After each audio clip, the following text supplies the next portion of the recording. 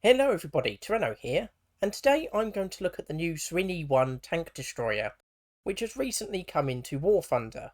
Now, when I'm looking at this vehicle, the vehicle I think best to compare it to is the German Stug 3G, which I've got over here. And so we'll start off by looking at the weapon. The main weapon of this vehicle is the 75mm 43M, somewhat derived from the German Pak 40, but is actually superior to it in game stats. As we can see here, we've got three different ammo types: heat, high explosive and APC-BC. Now the heat shell is basically trash. It's completely inferior to the APC-BC, so just never use this. The high explosive isn't too bad, 10mm penetration. It's got a fair amount of explosive, might come in useful against some lightly armoured vehicles. Now the APC-BC shell, as you can see here, at 500 metres has 130mm at 0 degrees, 101 and 47 at 30 and 60 degrees. Now compare this to the German Stug 3G and its APC-B shell, and as you can see here, it's got 5mm better penetration for 0 degrees, about 4mm for 30 degrees and 1mm for 60 degrees. And this seems to play out for most distances and various degrees of attack. So this is actually superior to the Stug 3G while in armour penetration terms, while being 0.3 of a battle rating lower. We've also got these rockets with 42mm penetration, pretty hefty rockets, but I just don't think they're going to be the main weapon. I think they're going to be more of a gimmick. Also, compared to the Stug 3G, while this carries less ammo, it is also better with regards to targeting. So the reloading rate is about the same, maybe about 0.3 of a second in it on my account, depending on crew skills and such. But looking at horizontal guidance,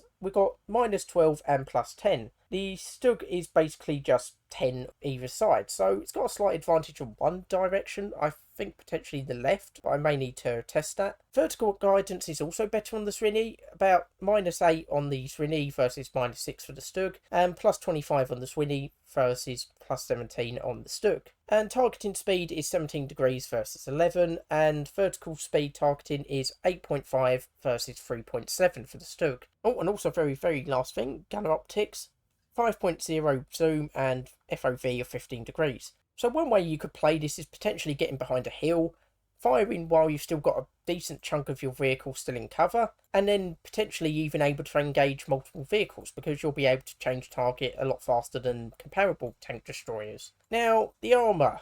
That is where the big downside is. Now, I know there's been some discussion that this potentially is meant to be 100mm, but I'm just looking at it as it is in the game. And basically, it's flat surfaces, 75mm. It's not particularly great. That's just going to be penetrated by most comparable vehicles. Even worse is you've got this 50mm bit of armor here. I'm not entirely sure what that is, and I don't think there's any armor behind it either. So if you get even an AP shell through there, you could knock out the loader easy, possibly the driver. So if you get a shell through there, you're gonna, even if it's an AP shell, you're gonna knock out the driver and the loader pretty easily. And you've also got this bit down here, only 35mm, effective thickness of about 45.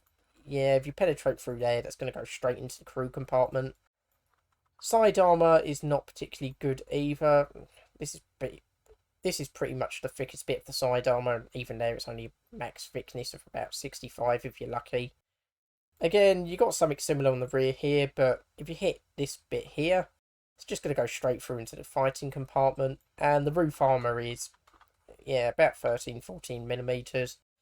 Most aircraft will be able to penetrate that pretty easily. And also, I don't know if these rockets can be ammo racked, but if you manage to get a shot on them and it explodes, you'll take out the engine compartment easily, probably the crew compartment too. So yeah, basically you're going to have to really rely on not getting hit by anything. Now, you are aided in this by the mobility this vehicle affords. You've got 27.1 miles per hour top speed, and interestingly this is forward and backwards. About 2 miles per hour faster than the Stug, and of course far superior in reverse speed. So you can easily get into position, fire off a few shots, and then just reverse straight out of there. So yeah, I think this would be probably finding its niche as a hit and run vehicle in concealed positions. And like I say, it's a 4.0 vehicle, rank 3, so I think this vehicle will be a great addition to the Italian tech tree. We'll give this a quick run out on the test drive just to see how it plays out there. Right, so the first thing we want to test out is the gun, and nice easy target there. Yeah, goes straight through, knocks out all the crew. Got a Matilda 2 just behind it. Bit of a tougher target, quite thick armour and quite a lot of angles. But no, it goes straight through there and knocks out the crew there as well. And we've got a nice little slope right here for us to test the gun depression. I have tested this a little bit before recording this. Just to test out if I can hit the target over there, which is a Churchill. It might be a little bit high. No, gone straight through there as well. Can't actually see it with the gun target. But as you can see here, pretty well depressed. So, yeah, you can see there, you could get behind a hill, manage to see the target just with your camera, and still be able to get decently accurate upfire. If you're relying on your gun sight, it's going to be a little bit more tricky.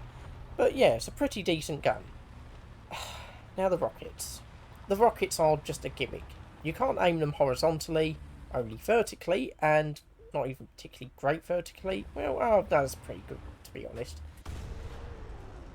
Yeah, you can get pretty good distance with them, but aiming them is basically impossible. Because I don't think these are a separate weapon. At least I haven't been able to get a weapon sight with them. The only way I've been able to get hit is getting point-blank range to vehicles and just firing, hoping it actually hits. And as you can see there, when it does hit, it does generally do a lot of damage. I've had mixed results with that vehicle. Sometimes it just does like extreme damage without actually destroying it.